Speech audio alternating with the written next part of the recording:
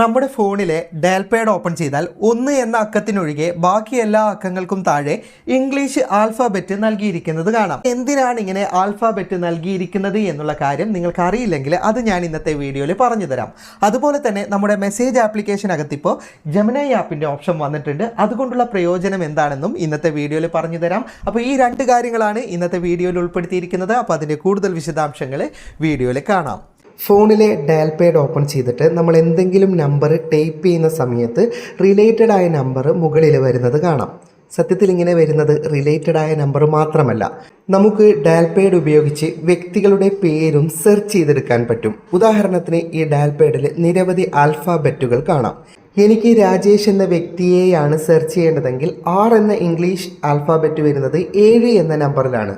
ഞാൻ 7 എന്ന number type ചെയ്യുമ്പോൾ 7 എന്ന നമ്പറിൽ PQRST എന്ന സ്പെല്ലിംഗ് ഒക്കെയാണ് ഉള്ളത്.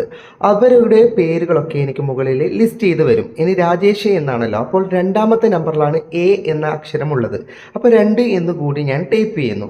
ഇപ്പോൾ RA ലിസ്റ്റ് ചെയ്ത് വന്നു. എൻ്റെ അതിൽ വളരെ കുറച്ച് കോൺടാക്റ്റേ ഉള്ളൂ. ഒരുപാട് കോൺടാക്റ്റ് ഉണ്ടെങ്കിൽ അതിനനുസരിച്ച് പേരുകൾ വരും. ഇപ്പോൾ RA ലഭിച്ചു. ഇനി രാജേഷിന് J എന്ന അക്ഷരം വരുന്നത് 5 എന്ന നമ്പറിലാണ്. ഞാനത് ടൈപ്പ് ചെയ്യുമ്പോൾ നിങ്ങൾക്ക് കാണാം വളരെ കൃത്യമായിട്ട് എനിക്ക് രാജേഷിനെ സെർച്ച് ചെയ്ത് ലഭിച്ചിട്ടുണ്ട്.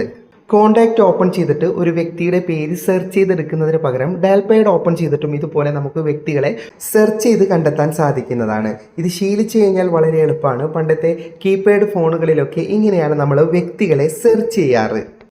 ഇനി ഈ മെസ്സേജ് ആപ്ലിക്കേഷനിൽ വന്നിട്ടുള്ള പുതിയ ഓപ്ഷൻ കാണിച്ചു തരാം. നിങ്ങൾ ഉപയോഗിക്കുന്നത് ഗൂഗിളിൻ്റെ മെസ്സേജ് ആപ്ലിക്കേഷൻ ആണെങ്കിൽ മറ്റു കമ്പനികളുടെ മെസ്സേജ് ആപ്ലിക്കേഷനിൽ ലഭിക്കില്ല. ഗൂഗിൾ മെസ്സേജ് ആപ്ലിക്കേഷൻ ഓപ്പൺ ചെയ്താൽ ഇവിടെയായിട്ട് നിങ്ങൾക്ക് ജെമിനിയുടെ ലോഗോ വന്നത് കാണാം. അതിലേക്ക് ആദ്യം നിങ്ങൾ ക്ലിക്ക് ചെയ്യുന്ന സമയത്ത് ജിമെയിലുമായി കണക്ട് ചെയ്യേണ്ട ഓപ്ഷൻ വരും. അപ്പോൾ നമ്മളിവിടെ യൂസ് ബട്ടൺ ഒന്ന് ക്ലിക്ക് ചെയ്ത് കഴിഞ്ഞാൽ നിങ്ങളുടെ ജെമിനിയുമായിട്ട് ഇത് കണക്റ്റ് ആവും.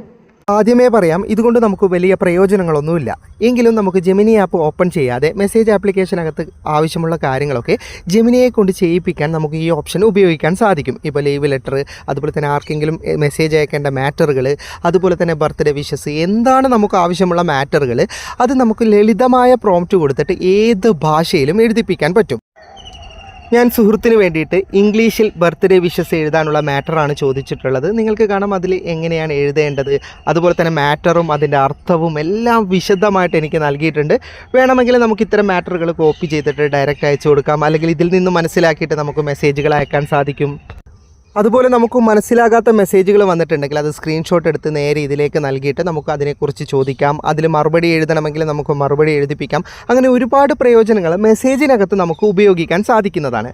അതുപോലെ തന്നെ നിങ്ങൾക്ക് എന്തെങ്കിലും ചിത്രത്തിൽ എഡിറ്റ് ചെയ്ത് അയക്കാനുണ്ടെങ്കിൽ ആ ചിത്രം അപ്ലോഡ് ചെയ്യാം. എന്നിട്ട് ആ ചിത്രത്തിൽ നിങ്ങൾക്ക് എന്താണ് വേണ്ടത് അത് മലയാളം സഹിതം ഏത് ഭാഷയിൽ വേണമെങ്കിൽ പോസ്റ്റർ നമുക്ക് ഇതിനകത്ത് നിന്ന് ക്രിയേറ്റ് ചെയ്യാൻ പറ്റും.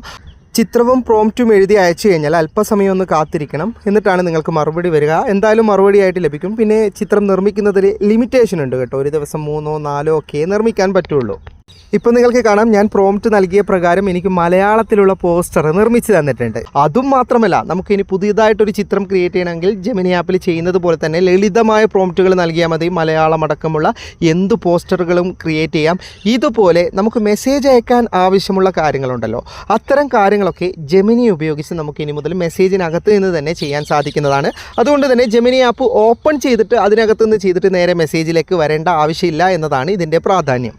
വീഡിയോ ഇഷ്ടപ്പെട്ടെങ്കിൽ ലൈക്ക് ചെയ്യുക, നിങ്ങളുടെ അഭിപ്രായം കമൻറ്റ് ചെയ്യുക. ഒരുപാട് സുഹൃത്തുക്കൾക്ക് ഉപകാരപ്പെടും. ദയവായി ഷെയർ ചെയ്യുക. ഇതുപോലെയുള്ള വീഡിയോകൾ ദിവസേന ലഭിക്കാൻ FTM ക്രിയേഷൻ്റെ ഫേസ്ബുക്ക് പേജും യൂട്യൂബ് ചാനലും സബ്സ്ക്രൈബും ഫോളോയും ചെയ്യാൻ മറക്കരുത്. അപ്പോൾ വീണ്ടും കാണുന്നത് വരെ ഗുഡ് ബൈ.